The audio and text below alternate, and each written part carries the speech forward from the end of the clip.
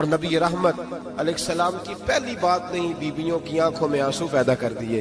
حضور فرمانے لگے سنو، جب کوئی عورت بچہ پیدا کر لیتی ہے تو رب اسے اتنا ہی درجہ دیتا ہے جتنا ایک شہید کو درجہ عطا کرتا ہے۔ اور فرمایا جب وہ عورت اس کا بچہ آ جاتا ہے، اب وہ رات کو روتا ہے، وہ اٹھتا ہے، پخانہ اور پیشاب کرتا ہے، اپنے وجود کو آلودہ کر لیتا ہے، تو نبی پاک صلی اللہ علیہ وسلم فرمانے لگے وہ عورت یہ فکر نہ کرے کہ وہ دیکھو مرد تو آرام سے سویا ہوا ہے اور میں اٹھ کے بچے کو صاف کر رہی ہوں، پخانہ پیشاب دھو رہی ہوں۔ میرے محبوب نے ہر مرتبہ فکر کو، حضور نے زندگی اس کے ہر شعبے سے تعلق رکھنے والے آدمی کو عزت دی۔ فرمایا بیبیو، جب تم رات کو اٹھ کے اپنے بچے کی خدمت کرتی ہو، دودھ ڈال کے دیتی ہو، پخانہ اور پیشاب صاف کرتی ہو، تو فرمایا رب تمہیں اتنا ہی اجر دیتا ہے جتنا ساری رات مصلی پہ کھڑے رہنے والے عبادت گزار کو اجر عطا فرماتا ہے۔ اتنا اللہ تمہیں اجر دیتا ہے۔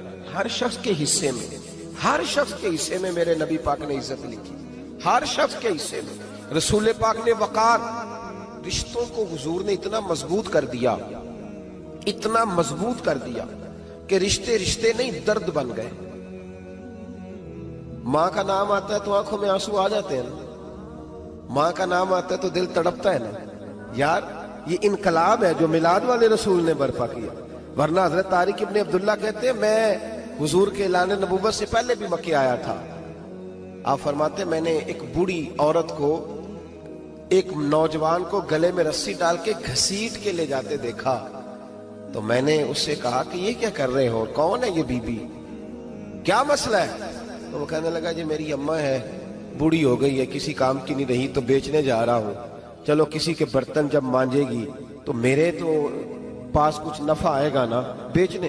یہ داستانیں نہیں، ابھی بھی جن لوگوں کی طبیعت سخت ہوتی ہے وہ قتل نہیں کر دیتے ماں باپ کو۔ واقعہ سنیے نا آپ نے کہ ابا میرے نام زمین نہیں کر رہا تو مار دیا۔ جب کلیجے سخت ہوتے ہیں تو کام ہو جاتا ہے۔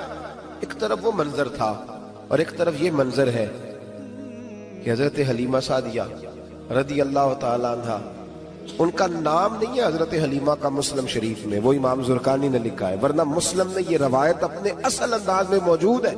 حضرت ابو ہریرہ رضی اللہ تعالی عنہ فرماتے ہیں کہ جناب حلیمہ بوڑھی عورت، سادی عورت، اگر آپ کبھی معاشرتی لحاظ سے حضرت حلیمہ کا انداز دیکھیں گے نا، توجہ ہے میری بات پر، سمجھ آ رہی ہے آپ حضرات کو؟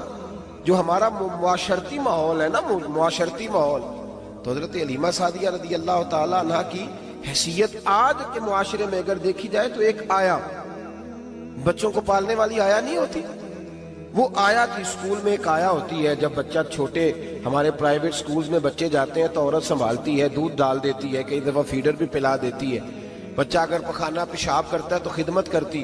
یہ عورتیں اس زمانے میں چھوٹے بچے لے جاتی، پالا کرتی۔ تو بتانا دائی کی، آیا کی، میں مثال دے رہا ہوں، اور نرس کی کیا حیثیت ہے معاشرے میں۔ اور حضرت حلیمہ سعدیہ جب نبی پاک کو واپس لے کے آئی تھی تو چلو کچھ نہیں، لیکن نہ کچھ معاوضہ بھی انہیں حضرت عبد المطلب نے عطا کیا تھا، جناب آمنہ نے انہیں کچھ، ایک معنی یہ بھی ہو سکتا تھا کہ پیسے دے کے یہ کام کرایا، معنی ہو سکتا تھا۔ آج جو گھر میں اماں برتن دھوتی ہے اس کی کیا حیثیت ہوتی ہے؟ وہ تو بیچاری جن برتنوں کو دھو کے ہمیں دیتی ہے، بعد میں انہی برتنوں میں ہم انہیں کھانا کھانے کی اجازت نہیں دیتے۔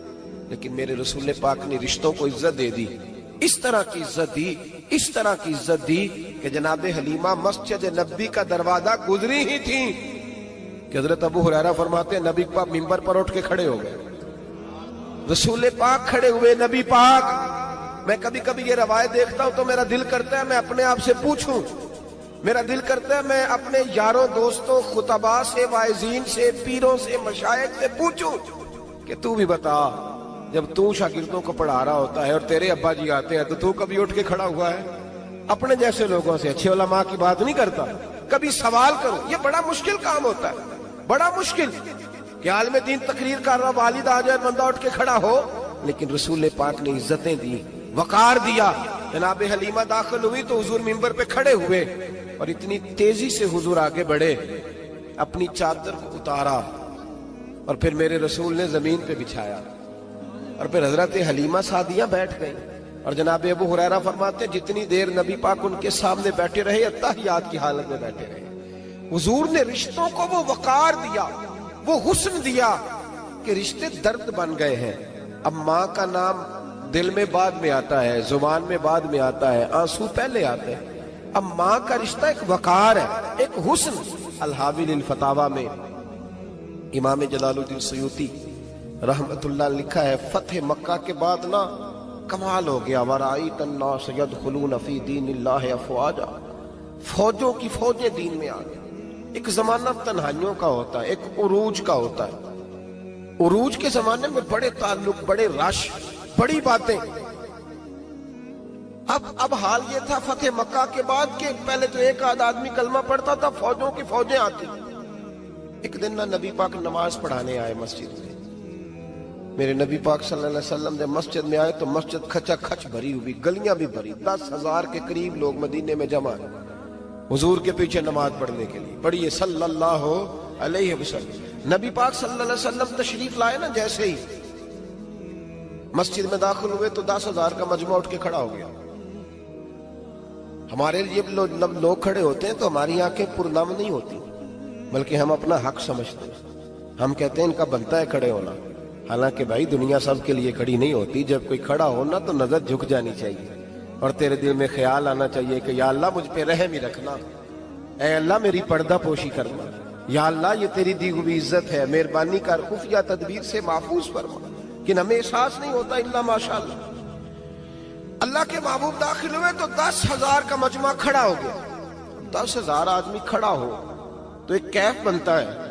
तो मेरे जैसा आदमी तो वेस्टकोट सीधी करने लग जाता है ना कि बड़ी शान है जनाब, कॉलर ठीक कर लो, दस्तार सीधी कर लो, क्या बात। इतने लोग भी कभी किसी के गाड़े के पीछे भागे।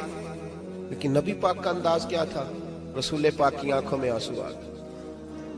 10,000 आदमी खड़ा हुआ, हुजूर रो पड़े और इतना रोए कि जनाब अबू हुरैरा रज़ी अल्लाह ताला अन्हु फरमाते हैं कि मैंने नबी पाक के सीने से आवाज निकलती देखी। जब आदमी ज्यादा रोता है तो सीने से आवाज आती। हुजूर रोए कि सीने से आवाज आई। आप फरमाते हैं फिर हुजूर ने आंसू पूछे, फिर नमाज मुकम्मल हुई। जब लोग चले गए तो हज़रत अबू बकर सिद्दीक उठ के करीब गए, कहा या रसूल अल्लाह सल्लल्लाहु अलैहि वसल्लम, आज कोई वजह नहीं थी रोने की, आप आए हैं और रोना शुरू कर दिया। तो मेरे महबूब फरमाने लगे, आज जब मैंने अपनी वो शानें देखी, वो मकाम देखा तो मुझे अपनी अम्मा की याद आ गई। माँ की याद, रिश्तों को वो इज्जत दी, वो वकार दिया, वो हुस्न दिया। कहाँ नमाज के लिए लोगों का खड़ा होना और कहाँ अम्मा की बात छेड़ देना। मेरे हबीब फरमाने लगे, मुझे अपनी अम्मा आमिना की बात याद आई। मेरी माँ ने तो वो दौर देखा था जब वजूद पे कपड़े भी पूरे नहीं थे, दिल करता था आज अम्मा मौजूद होती, मैं नमाज पढ़ाने आता, अल्लाह अकबर कह के नियत बांधता, सुभानक अल्लाह के बाद सूरह फातिहा पढ़ता और सूरह फातिहा मुकम्मल पढ़ लेता कि मेरी अम्मा अम्ना को कोई काम याद आता। वो पर्दा सिरका के कहती, बेटा मोहम्मद मेरी बात तो सुनना। तो महबूब फरमाते, अल्लाह की इज्जत की कसम मैं नमाज छोड़ देता, पहले माँ की बात सुन के आता, मैं छोड़ देता नमाज। वकार दे दिया, वकार, वो हुस्न बख्शा, वो तवानाई बख्शी। कहते पहले तो हुजूर रो रहे थे ना, जब हुजूर ने वजाहत की तो फिर सारे रोने लगे।